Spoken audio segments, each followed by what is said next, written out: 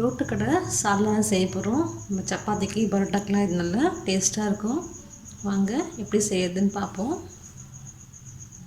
அதுக்கு தேவையான பொருட்கள்லாம் இங்கே வச்சுருக்கேன். 2 வெங்காயம் எடுத்து வச்சுருக்கேன், ஒரே ஒரு தக்காளி எடுத்து வச்சுருக்கேன், கொஞ்சமாக புதினா, கொஞ்சம் கொத்தமல்லி, கொஞ்சமாக பூண்டு எடுத்து வச்சுருக்கேன், இஞ்சி ஒரு துண்டு எடுத்து வச்சுருக்கேன், கொஞ்சமாக தேங்காய் எடுத்து வச்சுருக்கேன். இதோட வதக்கிறதுக்கு 2 வெங்காயம் நறுக்கி வச்சுருக்கேன், தக்காளியும் எடுத்து வச்சுருக்கேன், பட்டை கிராம்பு இதெல்லாம் எடுத்து வச்சுருக்கேன். வாங்க எப்படி செய்யறதுன்னு பார்ப்போம். ட்ரை ரோஸ்ட் பண்ணிக்கலாம். அதுக்கு நான் 1/2 ஸ்பூன் சீரகம் எடுத்துருக்கேன்,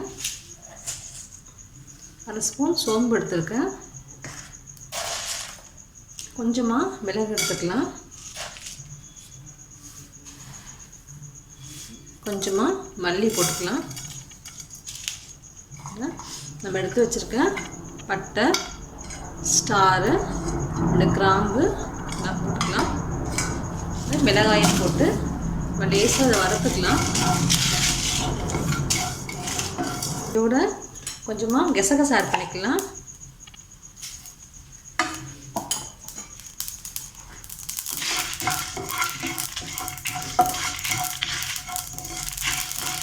வறுத்தாச்சு நம்ம இதை இறக்கிடுவோம். கொஞ்சமாக ஆயில் விட்டுக்கலாம்.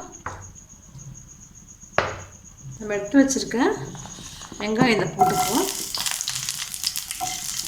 வெங்காயம், தக்காளி,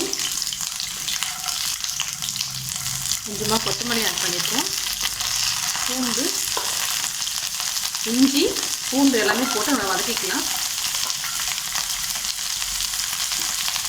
வதங்கட்டும்.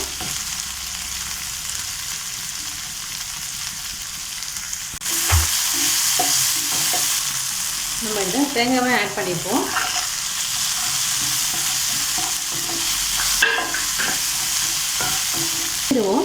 இது ஆறுனதுக்கப்புறம் நம்ம அரைச்சி எடுத்துக்கலாம். வெயிட் பண்ணுவோம். ஒரு பேனில் எண்ணெய் ஊற்றிக்கலாம்.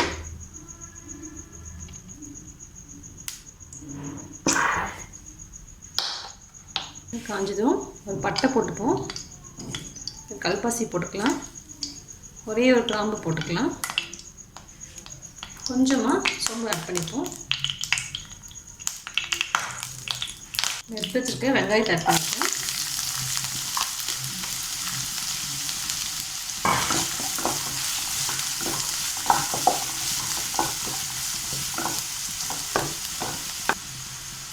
நம்ம உப்பு ஆட் பண்ணிக்கலாம். வெங்காயம் நல்லா வதங்கட்டும். வெளியிலே கொத்தமல்லியையும் புதினாவையும் ஆட் பண்ணிப்போம்.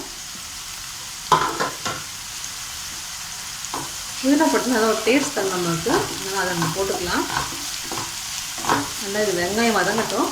நம்ம அதுக்குள்ளே வதக்கி வச்சுக்கிட்டு அரைச்சி எடுத்துக்கலாம். நல்லா வதங்கிடுச்சு. நம்ம தக்காளியும் ஆட் பண்ணிக்கலாம்.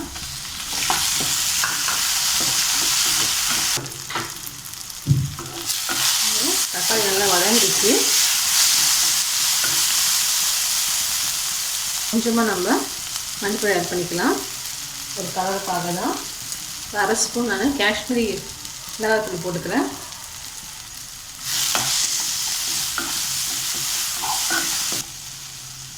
நம்ம அரைச்சி வச்சுருக்கேன் இதையும் நம்ம இதில் போட்டுக்கலாம்.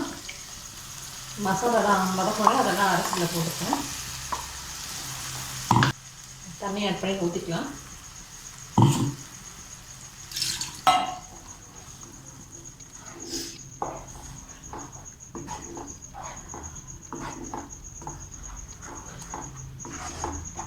தண்ணி கொஞ்சம் நீங்கள் எக்ஸ்ட்ரா வேணால் ஊற்றிக்கலாம். திக்காக வேணாலும் நீங்கள் திக்காக பண்ணிக்கோங்க. உங்களுக்கு தேவைக்கு ஏற்ற மாதிரி நீங்கள் ஊற்றிக்கலாம். ஒரு 2 நிமிஷம் இதை மூடி வச்சுருவோம். இப்போ நல்லா கொதிச்சு நமக்கு எண்ணெய்லாம் பிரிஞ்சு வரும். வெயிட் பண்ணுவோம். நம்மளுடைய சால்னா ரெடி ஆகிடுச்சான்னு பார்க்கலாம். சால்னா நல்லா எண்ணெய்லாம் பிரிஞ்சு நல்லா ரெடி ஆகிடுச்சு. நல்லா திக்காக இருக்குது. நீங்கள் கொஞ்சம் தண்ணி வேணாலும் தண்ணியாக பண்ணிக்கலாம். நம்மளோட டேஸ்ட்டுக்கு ஏற்ற மாதிரி பண்ணிக்க வேண்டியதுதான். நமக்கு ஒன்றும் தேவை அது மட்டும் பண்ணிக்க வேண்டியதுதான். அவ்வளோதான், நம்மளுடைய சால்னா ரெடி ஆயிடுச்சு. நீங்களும் செஞ்சு பாருங்கள், உங்கள் கமெண்ட் சொல்லுங்கள். நம்ம சப்பாத்திக்கு இந்த சால்னா வச்சு சாப்பிட்டு நல்லாயிருக்கும். இது நல்லா சப்பாத்தி, பரோட்டா, இட்லி தோசைக்கும் நல்லாயிருக்கும். நம்ம சால்னா ரொம்ப சிம்பிளான ரெசிபி தான். நீங்களும் செஞ்சு பாருங்கள், கமெண்ட் சொல்லுங்கள். தேங்க்யூ.